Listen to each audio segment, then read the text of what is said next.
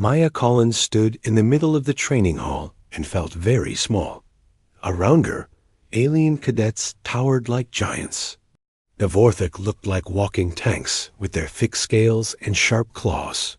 The Zephyrians glowed with soft light, their crystal bodies catching the overhead lights. The Luminos floated in the air, their energy forms crackling with power. Maya was just human. 5 feet tall, brown hair tied back in a simple ponytail, wearing the same gray uniform as everyone else. But on her, it looked too big. She felt like a child playing dress-up among real warriors. "Welcome to Kepler Station Military Academy," Commander Thexver announced. His voice boomed across the hall. The Vorthok commander was 8 feet tall with battle scars covering his reptilian face. "You are here because you are the best your species has to offer. You will train together. You will fight together. Some of you will die together." The other cadets stood straight and proud. Maya tried to copy them, but her hands shook slightly. She had passed all the tests to get here, but she still couldn't believe it was real. "Human," Commander Thexver called out suddenly. Maya's heart jumped. "Step forward." Every pair of eyes in the room turned to look at her. The Vorthok had 6 eyes each. The Zephyrians had clusters of light sensors. Even the floating Luminos seemed to focus their attention on her. Maya walked forward on legs that felt like jelly. "Tell us, human, what makes you think you belong here?" The commander's voice was cold. Maya's mouth went dry. She had practiced this moment in her head 100 times. "I want to serve the Alliance, sir. I want to protect people." A few of the alien cadets made sounds that might have been laughing. Maya's cheeks burned with embarrassment. Protect people? Commander Thexver leaned down until his scarred face was inches from hers. "You are smaller than a Vorthok child. You have no natural weapons, no armor, no special abilities. What could you possibly offer?" Maya looked up at him and tried to find her voice. "I don't know, sir, but I'm here to find out." The commander stared at her for a long moment. Then he straightened up. "We shall see. Begin basic combat training." The next hour was torture. Maya paired with a Vorthok cadet named Grex, who was twice her size. When he threw practice punches, she had to dive out of the way. When she tried to hit back, her fists bounced off his thick scales like ping-pong balls. "Is this a joke?" Grex asked in his deep voice. "Are humans really this weak?" Maya wiped blood from her split lip. "I'm still standing." "Barely," Grex replied, but there was something like respect in his tone. The marksmanship range was no better. Maya's shots grouped tightly, but the Zephyrian next to her could bend light to hit targets around corners. The Luminos could overload the practice targets with pure energy. Maya's normal laser blasts seemed pathetic in comparison. During the lunch break, Maya sat alone at a table in the corner of the cafeteria. The alien food was strange but edible. She was halfway through something that looked like purple soup when someone sat down across from her. "Mind if I join you?" It was another human, a tall man with short black hair. "I'm Alex Turner, Merchant Marine Corps." "Maya Collins," she replied. "And I'm starting to think I made a big mistake coming here." Alex smiled. "We all feel that way on the first day. These aliens, they're impressive. But don't count humans out yet. We've got some advantages they don't." "Like what?" "I can't fly like the Luminos, or phase through walls like the Zephyrians." "No, but you can do something they can't. You can adapt. You can learn. You can find solutions they never think of." Alex took a bite of his lunch. Just wait and see. After lunch came the equipment tour. They walked through the Academy's different sections, learning about the advanced technology that kept the station running. Maya tried to pay attention, but her mind kept drifting to the morning's failures. The tour ended at the primal sector, a restricted area behind thick metal doors. Warning signs covered the walls in dozens of languages. Through the small windows, Maya could see movement in the shadows. "This is where we keep the apex predators," their guide explained. She was a human scientist named Dr. Elena Rodriguez. Creatures from the most dangerous worlds in known space. They're used for advanced combat training, but only senior cadets are allowed near them. "What kind of creatures?" asked a Zephyrian cadet. "The worst kind," Dr. Rodriguez replied. "Void stalkers from the gas giant Morpheus. Crimson raptors from the volcanic world Ashara. And the most dangerous of all, the Shadow Maw from Nyx Prime." Maya pressed her face to the window. In the darkness beyond, she could see shapes moving. Something large and powerful paced back and forth in its cage. For just a moment, she thought she saw eyes looking back at her. 6 glowing eyes that seemed to see right through her. "The Shadow Maw has killed 17 handlers," Dr. Rodriguez continued. "It's 12 feet tall, weighs 3 tons, and can see in multiple light spectrums. We keep it heavily sedated because it's too dangerous to approach." The group moved on, but Maya lingered for a moment. Those eyes had looked intelligent, not just wild. There was something there, something that made her want to understand rather than fear. That evening, Maya lay in her small bunk and stared at the ceiling. Her body ached from the day's training. Her pride hurt even more. Maybe she didn't belong here after all. Maybe humans were just too weak to serve alongside the galaxy's elite warriors. But then she thought about those eyes in the darkness. Shadow Maw hadn't looked at her like the other cadets did, like she was a joke or a mistake. It had looked at her like she was something worth studying, something worth understanding. Maya closed her eyes and tried to sleep. Tomorrow would bring new challenges, new chances to prove herself. She didn't know how yet, but she was going to find a way to belong here. She had to. Outside her window, the stars wheeled slowly across the darkness of space. Somewhere among them were the worlds she might one day help protect. That thought gave her strength as she finally drifted off to sleep. In the primal sector, something large and powerful stopped pacing and turned toward the human dormitories. 6 eyes glowed in the darkness, and for the first time in months, the Shadow Maw settled down to rest peacefully. 3 weeks passed at Kepler Station, and Maya's scores were still terrible. She failed the strength tests every time. Her speed was average at best. In marksmanship, she ranked near the bottom of her class. The other cadets whispered about her when they thought she couldn't hear. "Why is the human still here?" Grex asked another Vorthik during combat practice. "She can barely lift a standard weapon." Maya pretended not to hear, but the words stung. She threw herself into training harder than ever, staying late in the gym and waking up early for extra practice. Nothing seemed to help. Commander Thexfor watched her with growing frustration. During a tactical exercise, he pulled her aside. "Collins, your performance is unacceptable. Perhaps humanity is not ready for this level of training." Maya's jaw tightened. "Give me more time, sir." "Time is not the issue. Ability is." The commander's 6 eyes bored into her. "You have 1 week to show improvement, or you will be sent home." That night, Maya couldn't sleep. She walked through the quiet corridors of the academy, her footsteps echoing off the metal walls. Without really thinking about it, she found herself in the section that housed the primal sector. The area was supposed to be off limits to cadets, but the night guards were light. Maya slipped past the security desk and made her way to the viewing windows. The creatures inside were mostly asleep, but she could hear them moving in the darkness.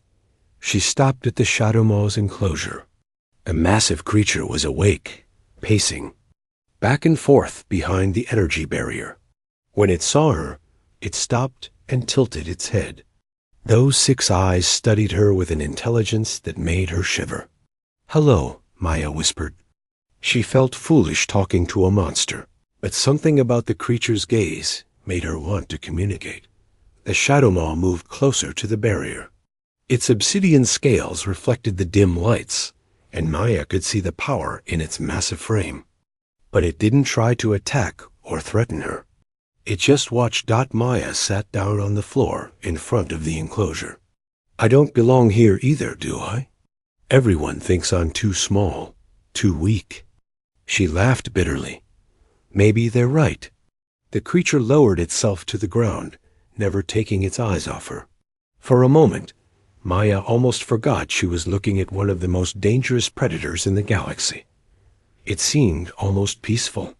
You're not really a monster, are you? She asked. You're just scared and alone. She sat there for an hour, talking quietly to the shadow maw, about her fears, her dreams, her determination to prove herself. The creature listened to every word, its head tilted slightly, as if it understood. When Maya finally left, she felt better than she had in weeks. The shadow maw watched her go, and for the first time since its capture, it curled up and went to sleep without pacing. Maya made it a habit to visit the primal sector every night.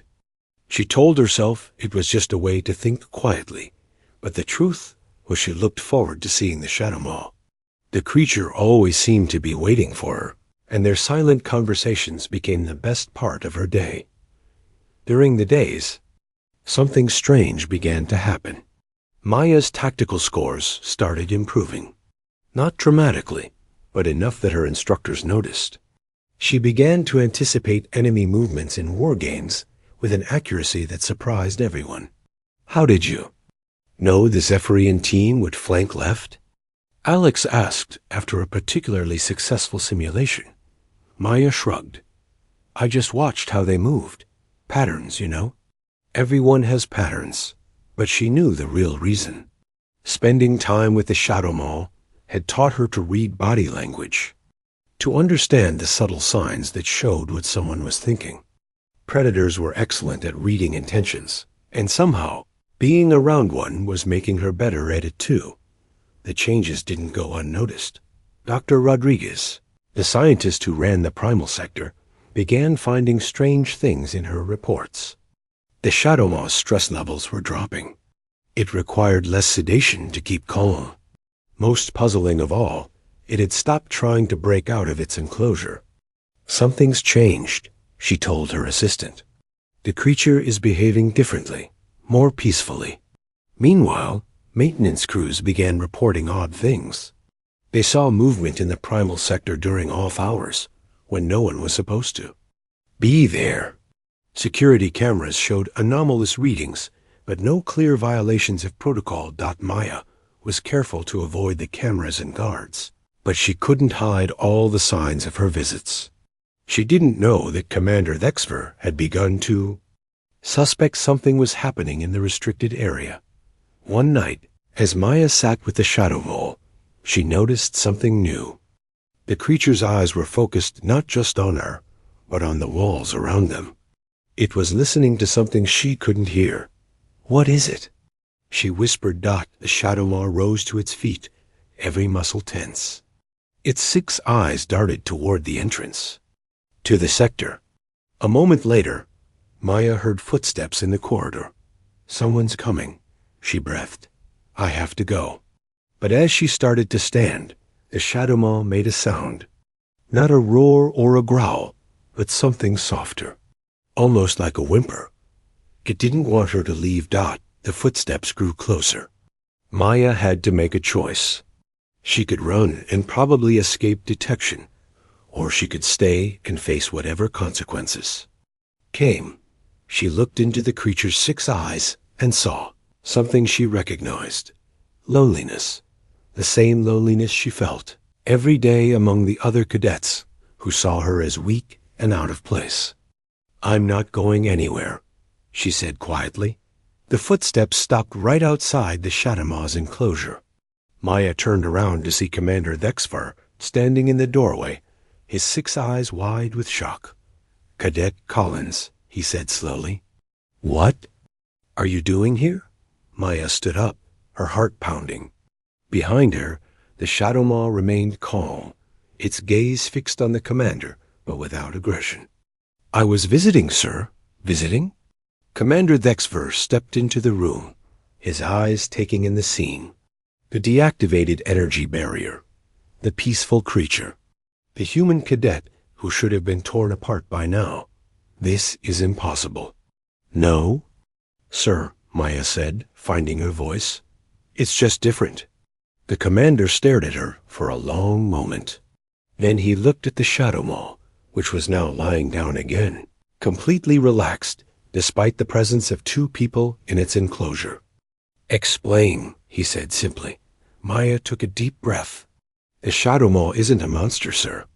It's just a creature that's been treated like one for so long that it started acting like one. It's intelligent. It's scared. It's lonely.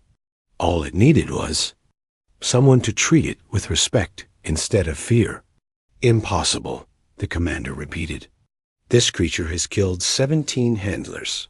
It's one of the most dangerous predators in known space." "Because they tried to dominate it," Maya replied. "I didn't try to control it. I just tried to understand it." As if to prove her point, the Shadow Maw stood up and walked over to where Maya stood.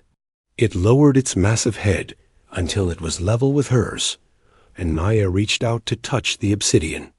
Scales, the creature's eyes closed contentedly. Commander Thexver watched in stunned silence. Everything he thought he knew about apex predators, about human capabilities, about the natural order of things, was being challenged by a small human. Cadet and an impossible friendship. "How long has this been going on?" he asked. 3 weeks, sir. Every night since I got here." The commander was quiet for a long time. Finally, he spoke again. "Do you know what the penalty is for unauthorized contact with primal sector specimens?" Maya's heart sank. "Immediate expulsion, sir."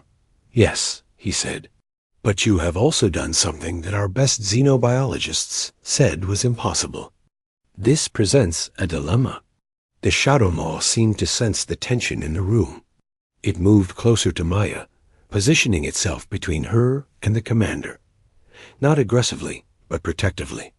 "Sir," Maya said, "I know I broke the rules. But this creature isn't dangerous anymore. It could be an ally instead of just a caged beast." Commander Thexver studied them both. The human cadet who had failed every physical test, but somehow succeeded where experts had failed. The apex predator that had become as gentle as a pet in her presence. "We will discuss this in the morning," he said finally. "Report to my office at 0800 hours. As he turned to leave, Maya called out, "Sir, what happens to the Shadow Maw?" The commander paused. "That depends on what you can prove to the academic council. If you can show them that what I've seen tonight is real and repeatable, it could change everything.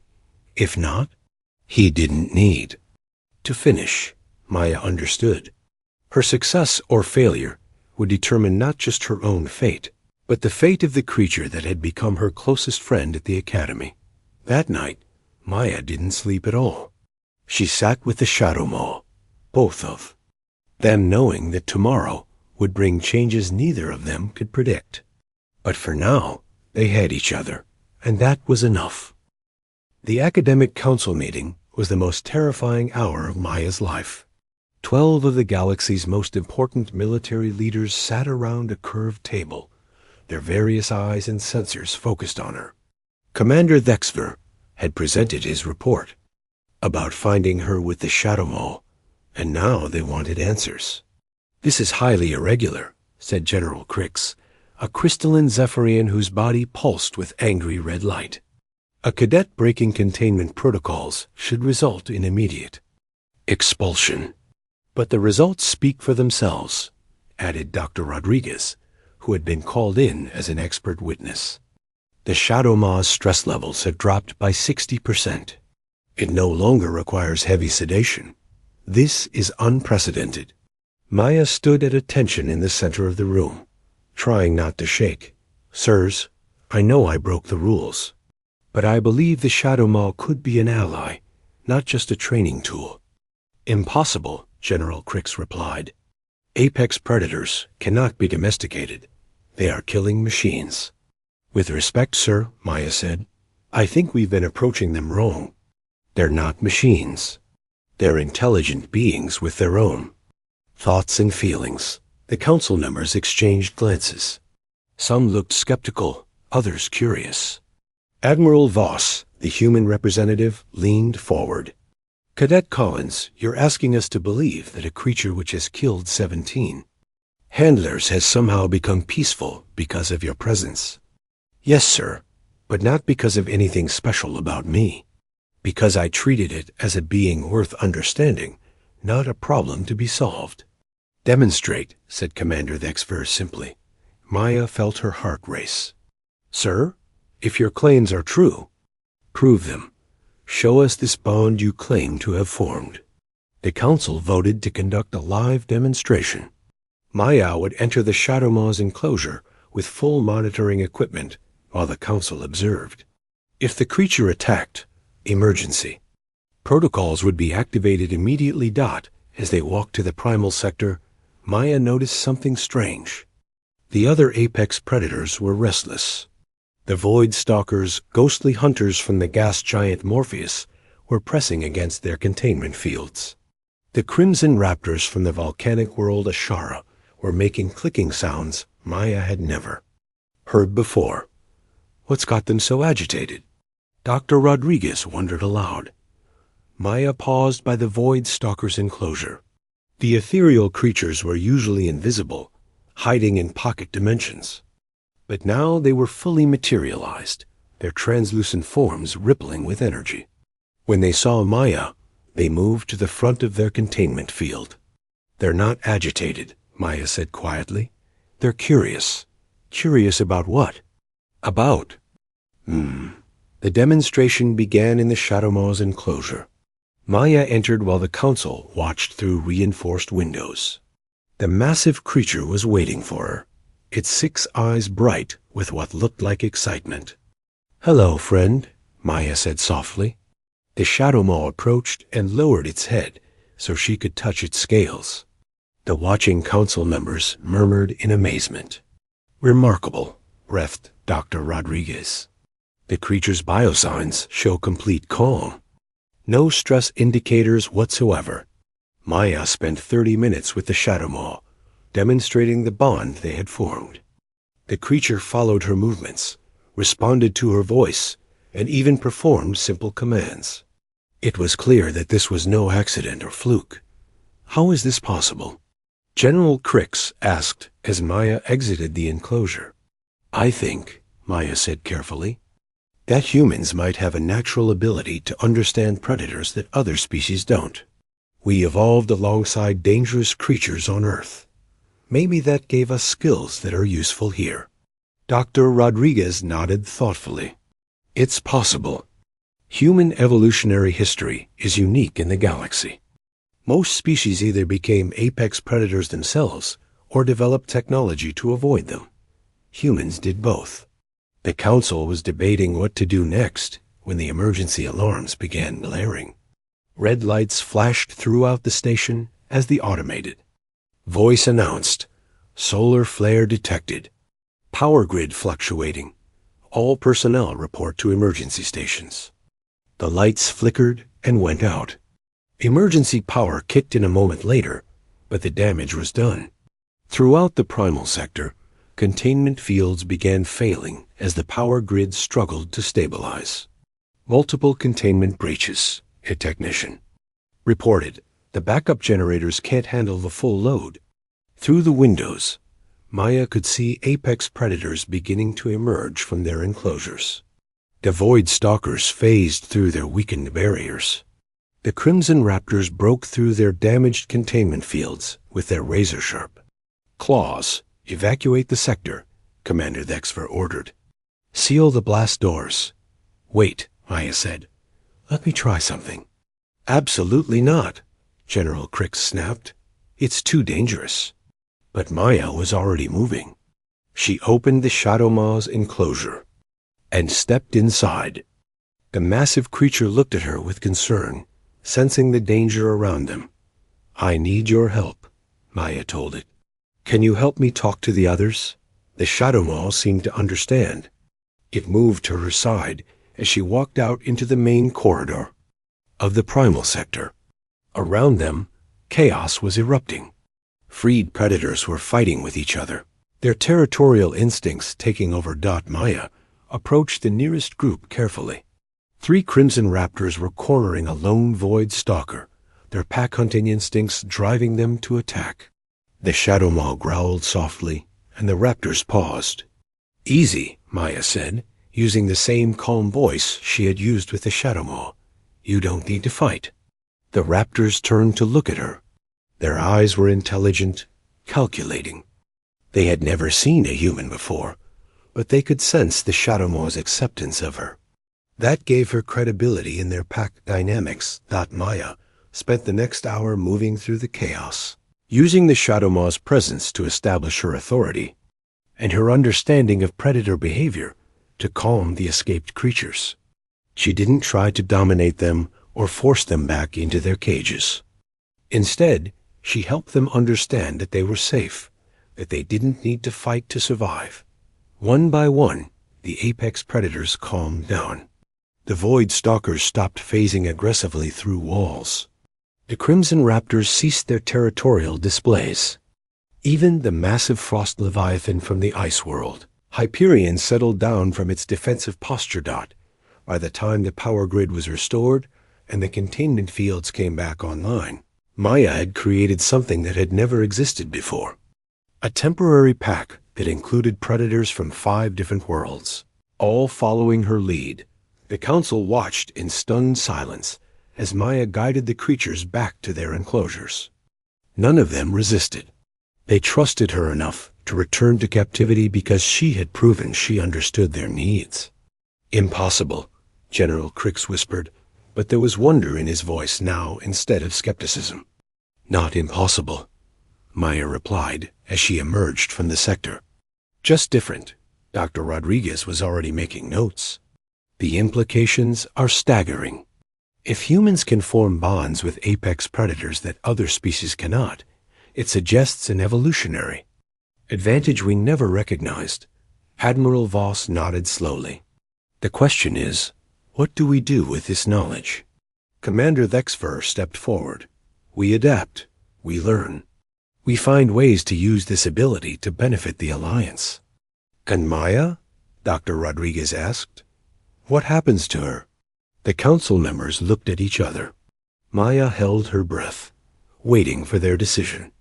"Cadet Collins," Admiral Voss said finally, "you have demonstrated abilities that could change the nature of interspecies relations.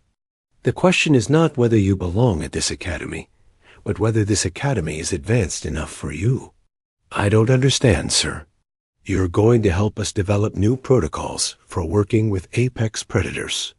You're going to train others in your methods, and you're going to show the galaxy that humans bring something unique to the table." Maya felt tears in her eyes. "Thank you, sir."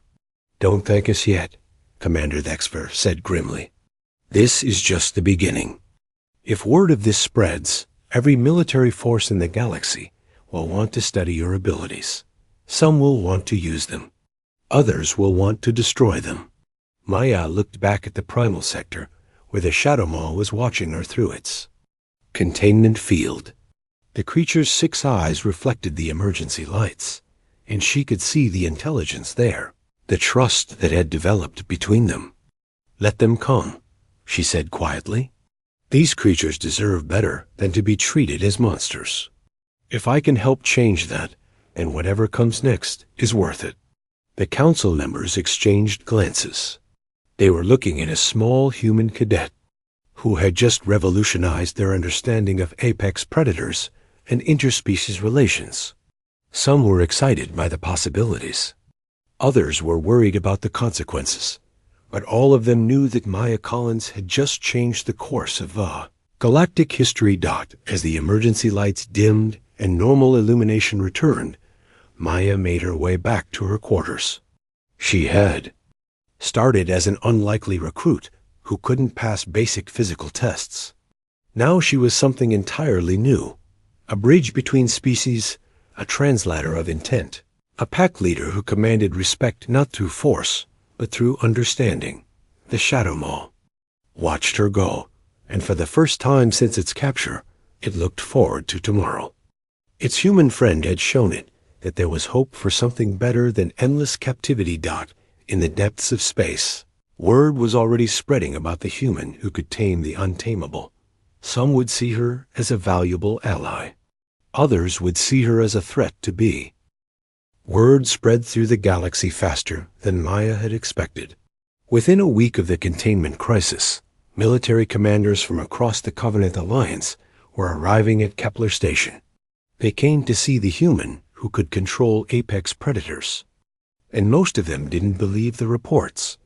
Maya found herself at the center of attention she never wanted. Admirals and generals watched her every move. Scientists took samples of her blood and scanned her brain, looking for some genetic or technological explanation for her abilities.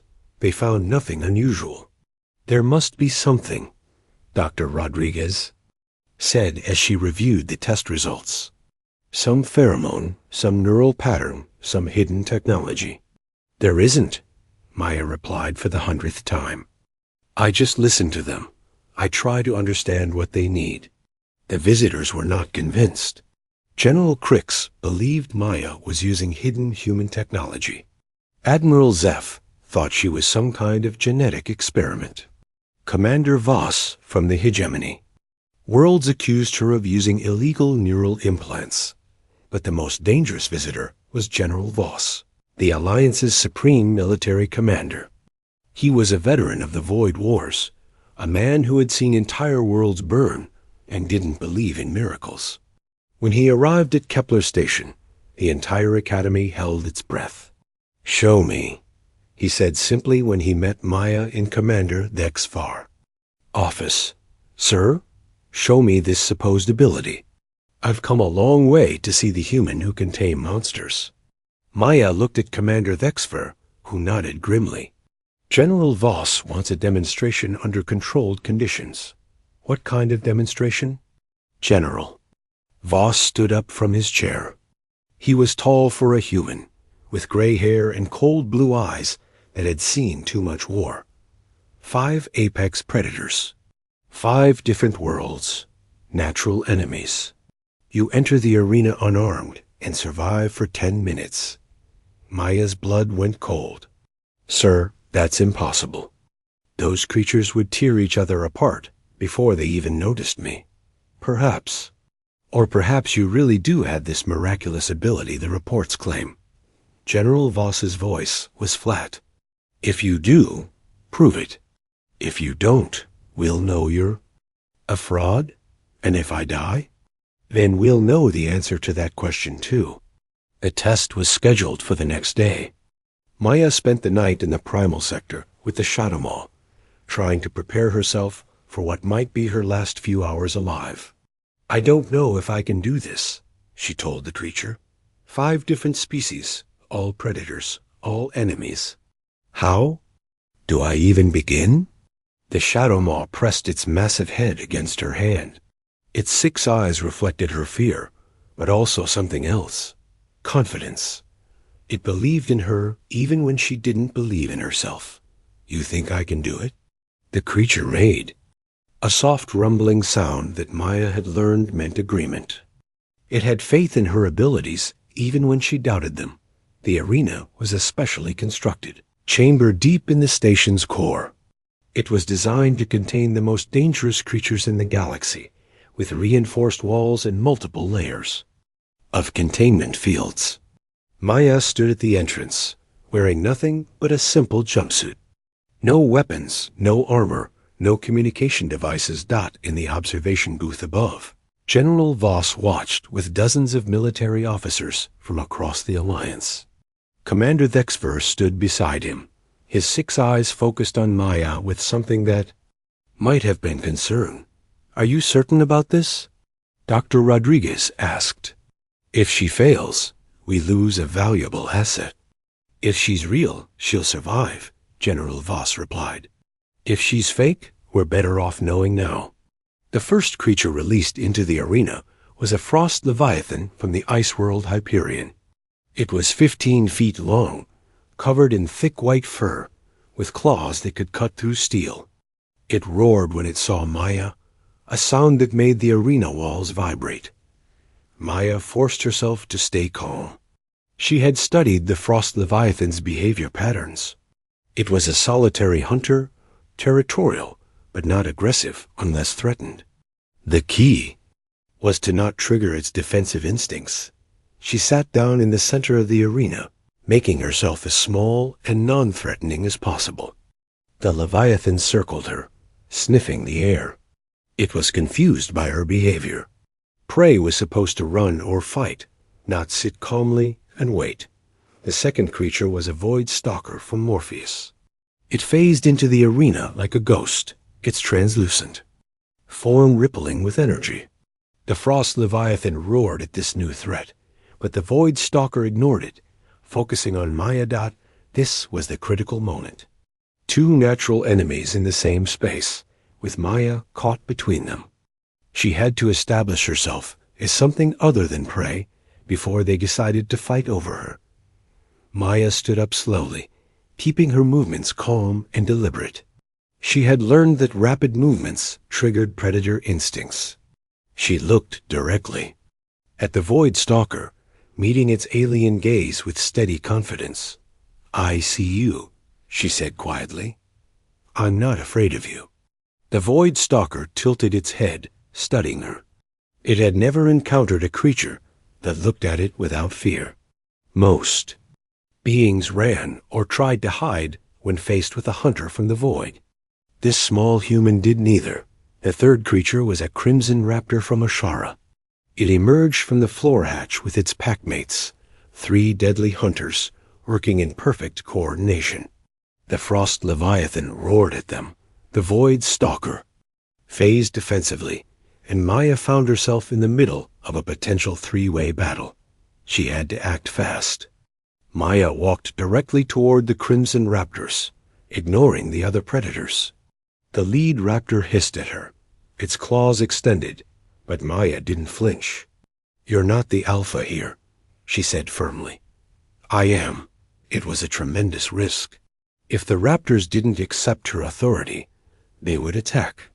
But Maya had learned from watching the Shadow Maw that apex predators respected confidence more than size or strength. The lead raptor stared at her for a long moment. Then, slowly, it lowered its head in submission. The other raptors followed suit. The fourth creature was a plasma serpent from the stellar nursery Helios. It slithered into the arena like living lightning, its energy-based body crackling with power. The other predators backed away from it, recognizing a threat they couldn't physically fight. Maya approached the plasma serpent carefully. It was the most alien of the creatures, existing as pure energy rather than matter. Communication would be almost impossible in any conventional sense, but Maya had learned that predators shared certain basic concepts regardless of their form. Territory, dominance, survival. She projected calm authority, the same presence she had used with the Shadow Maw. The plasma serpent coiled around her, its energy field making her skin tingle. For a moment, Maya thought she would be electrocuted. Then the creature seemed to recognize something in her bearing and pulled back. 6 months after the arena test, Maya stood on the deck of the Alliance battleship Sovereign, watching stars streak past as they traveled through hyperspace. She wore the uniform of an Apex Liaison Officer, a rank that had been created specifically for her. At her side, the Shadow Maw rested peacefully, its 6 eyes reflecting the starlight through the observation windows. The crew still stared when they walked through the corridors. A 12-foot apex predator following a human through a military vessel was not something anyone had expected to see. But after months of working together, even the most nervous crew members had accepted that the Shadow Maw was as much a part of the ship as any other officer. "Still feels strange, doesn't it?" Alex Turner said as he joined Maya at the observation window. He had graduated from the academy and requested assignment to her unit. 6 months ago, you were failing basic combat training. Now you're the Alliance's most valuable strategic asset. Maya smiled at her friend. I'm still the same person who couldn't pass the strength tests. No, you're not, Alex replied seriously. You've changed the way the entire galaxy thinks about predators and prey, about allies and enemies. That's not something the same person could do. Their conversation was interrupted by Captain Riley's voice over the intercom. All senior officers, to the briefing room. We're approaching Titan's Gate. Maya and Alex made their way to the briefing room, the Shadow Maw padding silently behind them. The ship's officers had long since stopped jumping when the massive creature entered a room. Captain Riley, a stern woman with graying hair, nodded to Maya as she took her seat. Ladies and gentlemen, we have a situation, the captain began. The human colony on Titan's Gate is under attack by indigenous predators called stormwolves. 3 previous military interventions have failed, resulting in heavy casualties on both sides. The holographic display showed images of the planet's surface. Dense forests covered most of the landmass, broken by clearings where human settlements had been built. In several areas, those settlements showed signs of recent damage. The colonists want us to eliminate the stormwolf population, Captain Riley continued. The planetary government has authorized use of orbital bombardment if necessary. Maya felt her stomach clench. Sir, have we tried communicating with the stormwolves? They're animals, Liaison Collins. Dangerous predators that threaten human lives.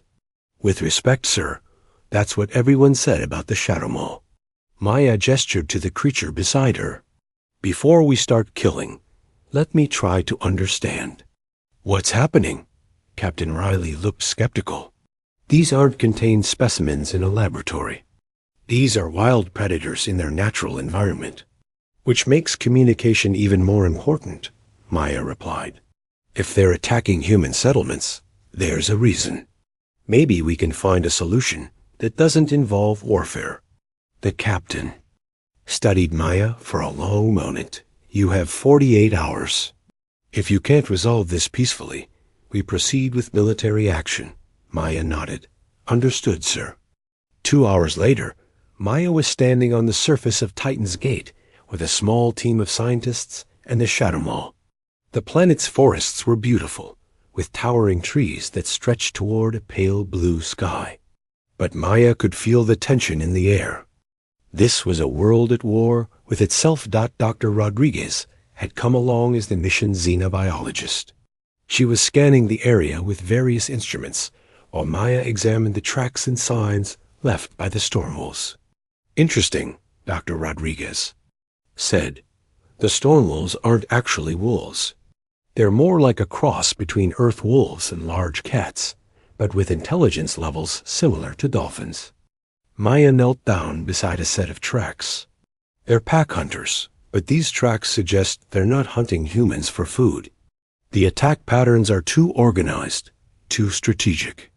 What do you mean? Look at the settlement damage. They're not killing randomly or taking prey back to their dens. They're driving humans away from specific areas.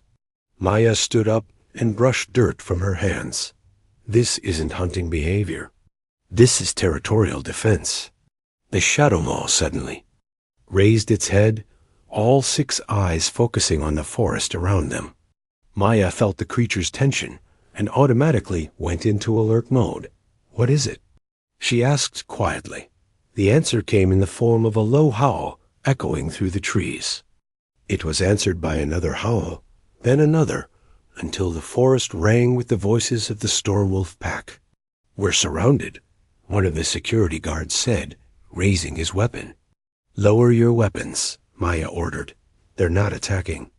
They're announcing themselves. The first Stormwolf emerged from the tree line like a shadow given form. It was larger than Maya had expected, about the size of a small horse, with gray and black fur and intelligent amber eyes. It moved with the fluid grace of a natural predator, but its posture wasn't aggressive. More storm wolves appeared, forming a loose circle around Maya's team. The humans tensed, but Maya noticed that the creatures weren't showing attack behavior. Their ears were forward, not back. Their tails were neutral, not raised or tucked. They were curious, not hostile. "They're studying us," Maya said softly. "Just like we're studying them." The largest storm wolf, clearly the pack leader, approached slowly. It stopped about 10 feet away and tilted its head, studying Maya with the same intense focus she had seen in the Shadow Maw's eyes. Maya took a careful step forward. The Shadow Maw moved with her, and the storm wolf's eyes shifted to the massive predator. For a moment, Maya thought there might be a confrontation between the two apex species. Instead, the storm wolf lowered its head slightly in what looked like a greeting. The Shadow Maw responded with a low rumble that Maya had learned meant acknowledgement. The two predators were communicating in a language older than any civilization. Maya took another step forward. "I see you," she said quietly, using the same tone that had worked with the creatures at the academy. "I want to understand." The storm wolf pack leader stared at her for a long moment. Then it did something unexpected. It lay down on the ground, placing itself in a vulnerable position that no predator would assume unless it felt safe. "It's inviting you to approach," Dr. Rodriguez whispered. "That's a sign of trust." Maya moved closer until she was within arm's reach of the storm wolf. Up close, she could see the intelligence in its amber eyes, the careful way it watched her movements. This was no mindless beast. This was a thinking, feeling being capable of complex decisions. "You're not attacking the humans because you want to hurt them," Maya said softly. "You're trying to protect something." The storm wolf whimpered softly, a sound of distress. It stood up and began walking toward the forest, pausing to look back at Maya. The message was clear. "Follow me." "Maya, I don't think this is safe," Alex said. "It is," Maya replied with certainty. "They want to show us something." The journey through the forest took an hour. The storm wolf pack led them deeper into their territory, to areas where no human had ever been. Maya could see signs of a complex ecosystem, with evidence of the pack's intelligence in the form of organized hunting trails and territorial markers. They emerged into a large clearing dominated by a massive tree that must have been thousands of years old. Around its base, Maya could see dozens of small mounds covered with stones and flowers. It was clearly a burial ground, a sacred place for the storm wolves. But that wasn't what made Maya's heart sink. At the edge of the clearing, she could see the geometric lines of human construction. Survey markers, equipment caches, and cleared areas that showed where the next phase of colonial expansion was planned. "They're going to build right through their cemetery," Dr. Rodriguez breathed. Maya looked at the pack leader, who was watching her with those intelligent amber eyes. Now she understood the attacks, the desperate attempts to drive humans away from specific areas. The storm wolves weren't being aggressive. They were trying to protect their most sacred place. "We have to stop the expansion," Maya said. "The colonists have legal rights to that land," Alex pointed out. "The planetary government authorized the development. The storm wolves were here first.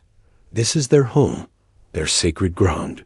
Maya looked around the clearing at the evidence of generations of pack life. "We can't just bulldoze through it." The pack leader approached Maya again. This time, it gently touched her hand with its nose, a gesture of trust and gratitude. It understood that she was trying to help. Maya spent the rest of the day in the clearing, observing the pack's behavior and learning their communication methods. The storm wolves had a complex social structure with clear hierarchies and responsibilities. They used a combination of vocalizations, body language, and scent marking to communicate complex ideas. By evening, Maya had established a basic communication protocol with the pack leader. Through careful observation and patient interaction, she was able to convey that she understood their concerns and wanted to find a peaceful solution. The return journey to the human settlement was tense. Maya knew she had to convince the colonial authorities to change their expansion plans, but she also knew that economic interests usually won out over conservation concerns.